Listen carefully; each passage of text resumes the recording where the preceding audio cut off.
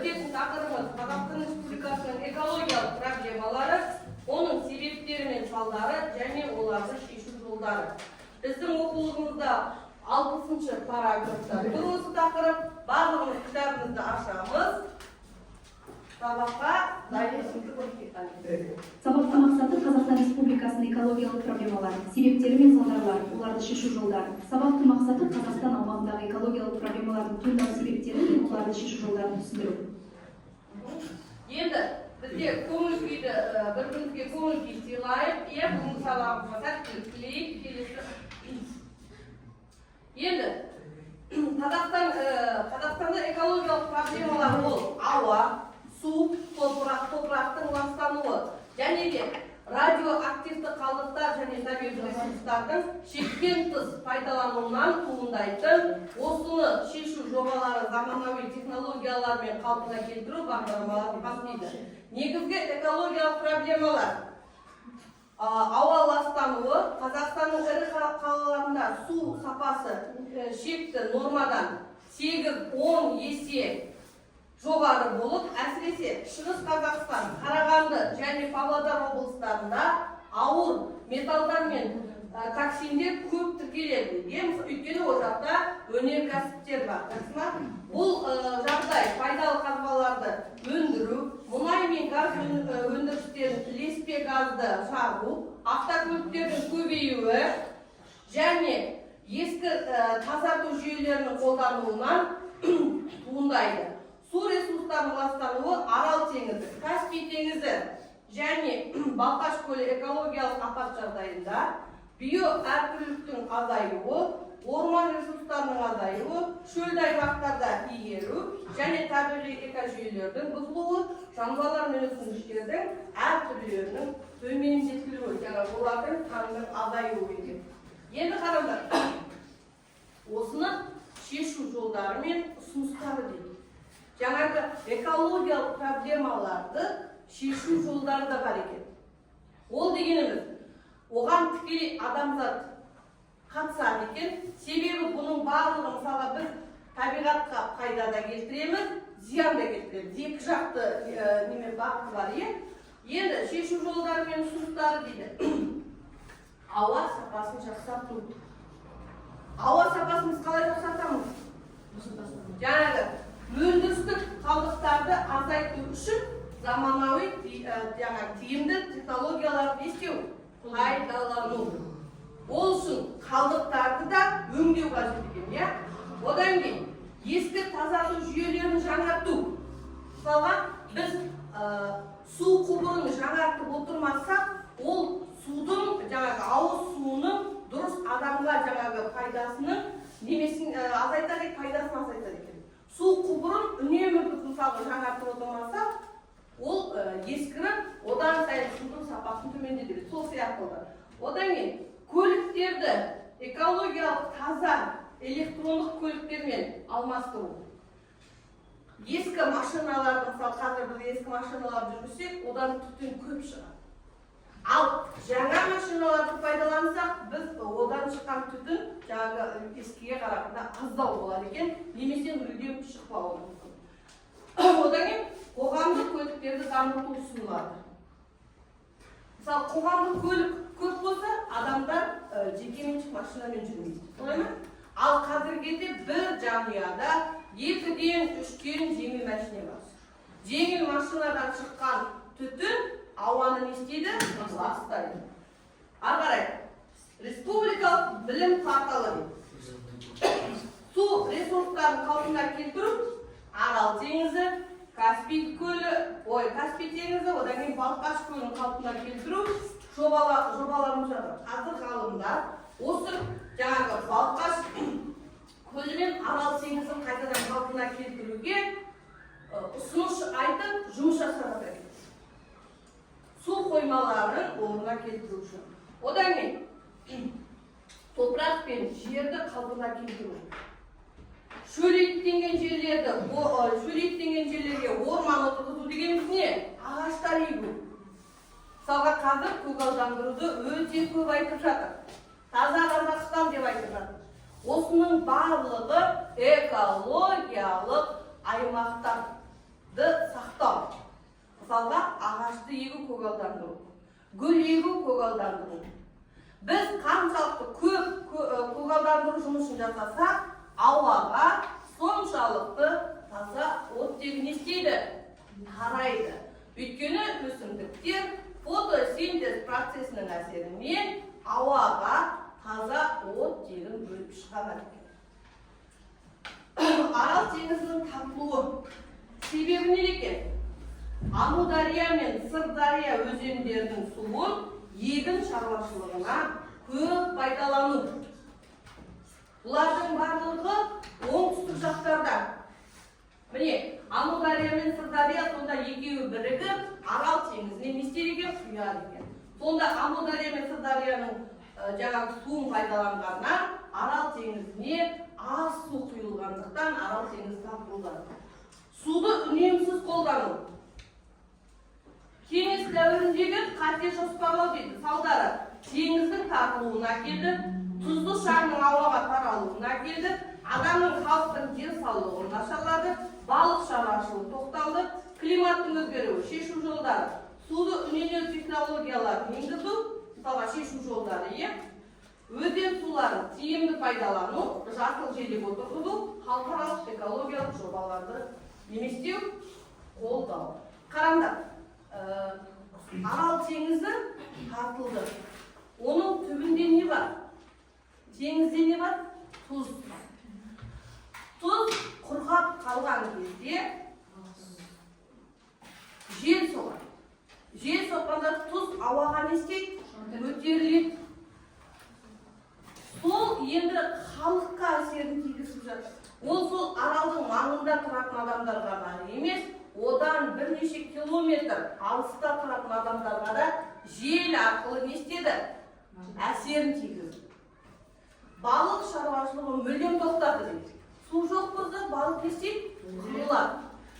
Суда қандай ағза өмір сүреді? Су жоқ жерде сол ағзалардың барлығы не істейді?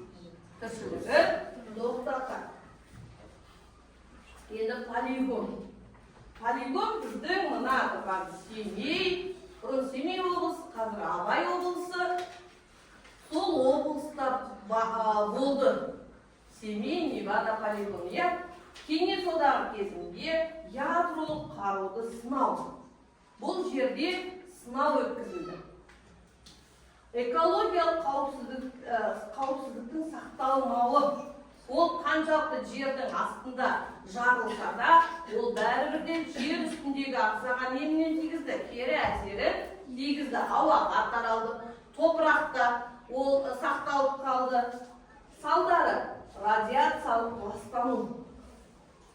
Адамдардың қатерлі ісік ауруларына шалдығуы. Зияны, салдар деген зияны. Туа біткен аурулардың көбеюі. Туғаннан мысалы балаларда әртүрлі аурулар пайда болған. Табиғаттың бүлінуі. Енді осыны шешу жолдары. Радиациялық аймақтарды бақылауға алынды. Ағай, халыққа медициналық көмек көрсетілді. Ластанған жерлерді қалпына келтіру, одан кейін ядролық қаруға қарсы саясат жүргізу. Қазір мысалға ол бізде жабылды, бірақса қаншалықты жабылса да зияны әлі де бар. Сол мысалға нақты қай жерде полигон жабылды, сол жерде әлі де өсімдіктер өспейді екен. Өсімдік өспесе, жануарлар да ол жерде тіршілік ете алмайды. Себебі жануарлардың көп түрі өсімдіктермен қоректенетін жануарлар бар. Топтық жұмыс. Бірінші топ ауаның ластануы кітапта тұр. Екінші топ су мен топырақтың ластануы. Үшінші экологиялық проблемаларды шешудің жолдары. Бірінші топ бізде мына топ, екінші топ мына топ, үшінші топ міне отыр. Жақсы? Тапсырма беріп тұрайын. Тапсырма тақтада тұр. Оқимыз, пікір бесеміз. Жаңағы немені бөліп бөліп айтсаңдар жақсы ма? Не болды? Не болды?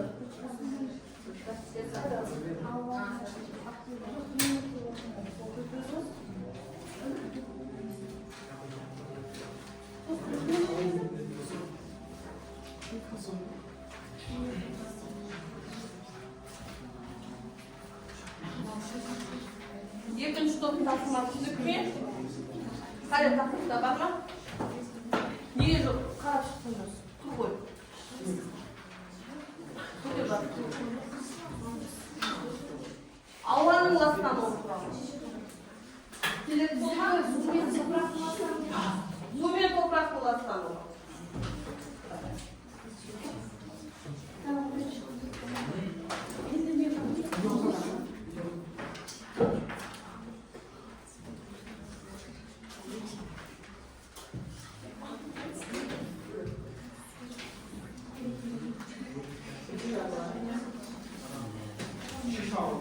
Ауаның ластануы бірінші сол сендердікі жәлерге ішінде оқысандар ауаның ластануы туралы жазылған. Жаңа ғана айттым. Қай қалаларда өнеркәсіп көп орналасқан, сол жақтың ауасы не? Ластанған. Бұл жаңағы ластануды сендер географияда оқып жатырсыңдар. Географияда да әрбір қаладағы өнеркәсіп туралы айтылатын тақырыптар бар.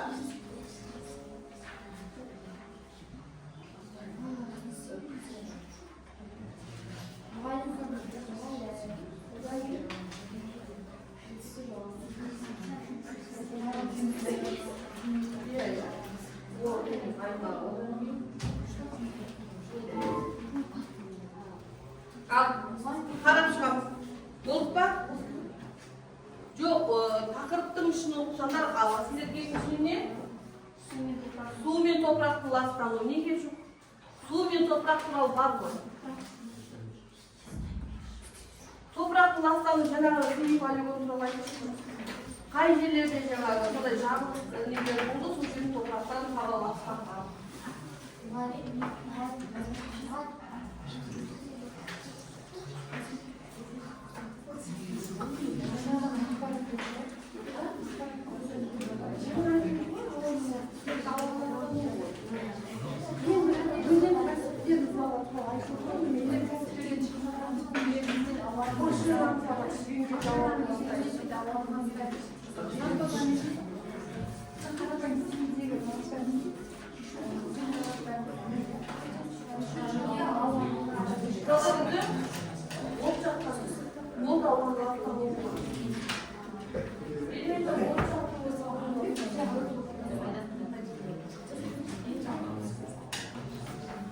Ал ауаның ластануы туралы бастаймыз, қане.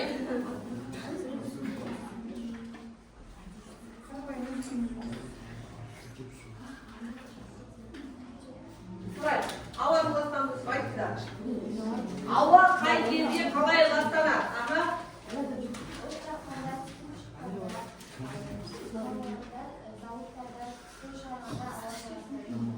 Мысалға, қандай қалаларда өнеркәсіптер орналасқан, соған қарай мысалға ауа ластанады екен. Мысалы, біз қыстың күні жаппай от жағамыз. 2 уақыт, 3 уақыт. Мысалға, әрбір үй сонда шыққан түтіннің өзі ауаны ластайды екен. Және айттық, көлік қозғалысы. Кез келген көлік қозғалысы өзінен улы газ бөліп. Сол газ ауаға не істейді? Таралады. Жаңағы сол жел арқылы мысалға ауаны басқа жерге алмастырып, басқа аймақтарда ластайды. Мысалы, біз жаңа айттық. Арал теңізінің немесі айттық? Тартылуына салдарынан тұз не істеді? Ауаға таралды. Отыр. Келесі екінші. Су мен топырақтың ластануы. Су мен топырақ қай жерде ластанады? Басқа Динара. Жерден астам жер үсті және жер асты жалысынан атмосфера, гидросфера және литосфера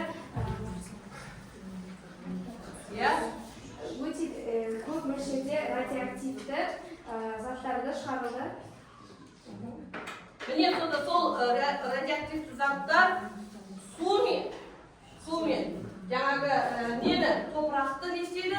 Ластайды екен. Топырақ ластанғаннан кейін ол жерде өмір сүретін тіршілік ететін өсімдіктерге зиян тигізеді. Су ластанса, тірі ағзаның барлығына әсер етеді. Себебі біз сусыз өмір сүре алмаймыз. Мысалы, мектептегі құбырдан да су ішуге болмайды. Себебі міндетті түрде адам баласы қайнатылған су ішу керек. Себебі судың құрамында бір жасушалы жануарлар тіршілік етуі мүмкін. Ол ағзаға түскеннен кейін ағзаны істей бастайды, улай бастайды. Үшінші топқа не? Жанерке, тоқта. Экологиялық проблемалардың шешу жолдары. Экологиялық проблеманы қалай шешеді екен жаңа айттық.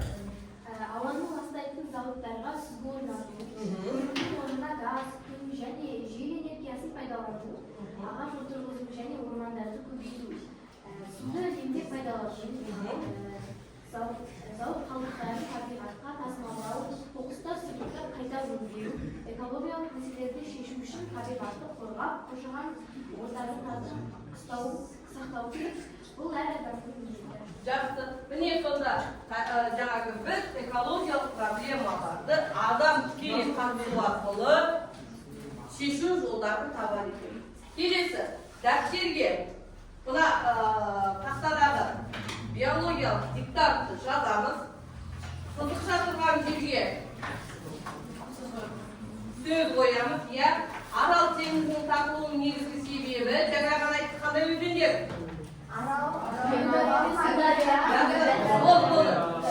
Одан кейін Семей полигонында қандай сынақтар жүргізді? Соны жазасың, ары қарай. Ауаның ластануы зауыттармен қоршаған ортаны қорғау әрбір қалдықтарды қайта өңдеу табиғатты жақсы. Осыны дәптерге түгел орындаймыз. Қайын. Тақтадан көшіреміз. Сызық тұрған жерге сөз жазамыз. Жаз, есем ұсың. Үніш.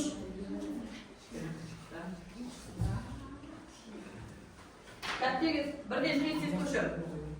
Бірақ жылдан болыңдар.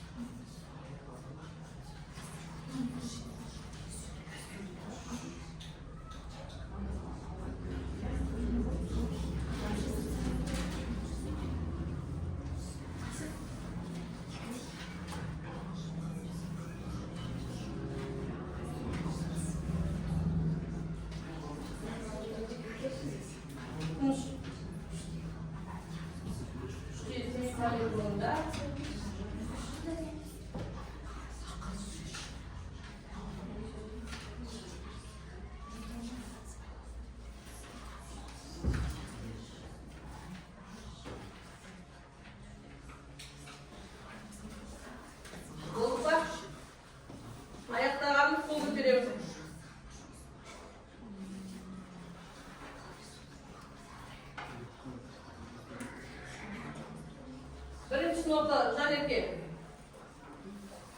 Benim Al okuyun. Arap Denizi'nin tartışmanın negizgi sebebi Amudarya ve Sırdaryan özendiklerinin suyun şamalı faydalı. Жақсы, өте жақсы сұрауы келесі. Janet'e. Қалың. Семей полигонында ядролық сынақтар жүргізілді. Өте жақсы отыра ғой. Келесі Динара. Ауаның ластануына Нұрай.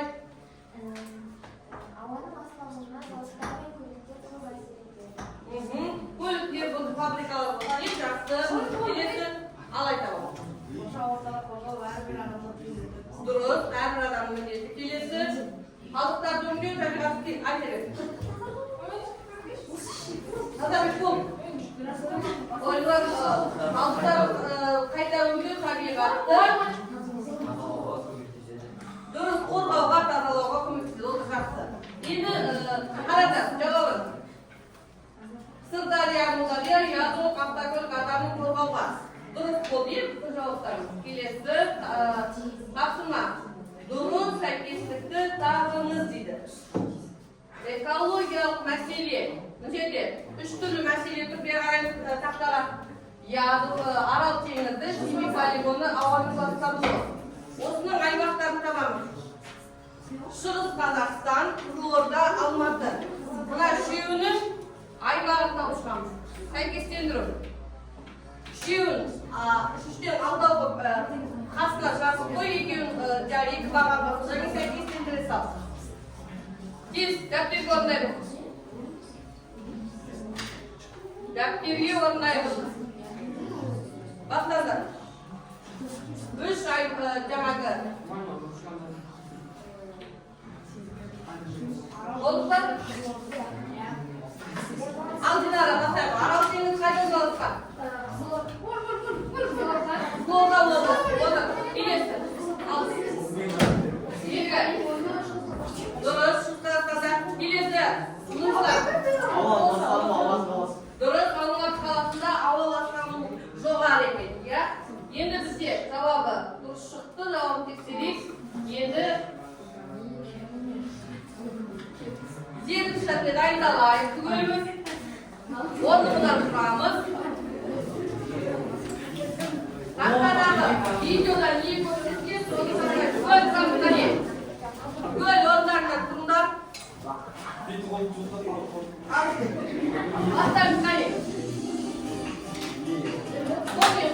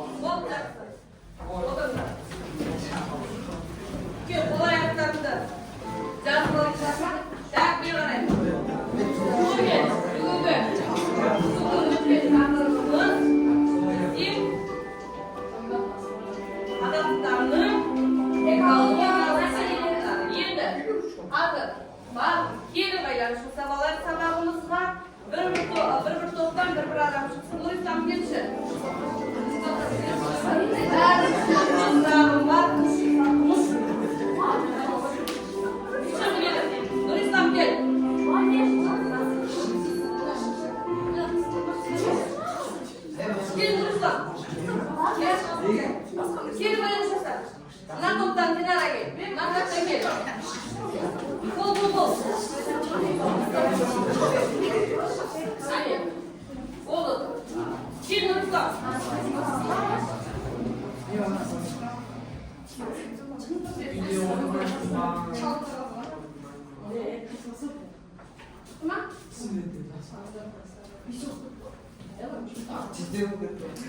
Енді,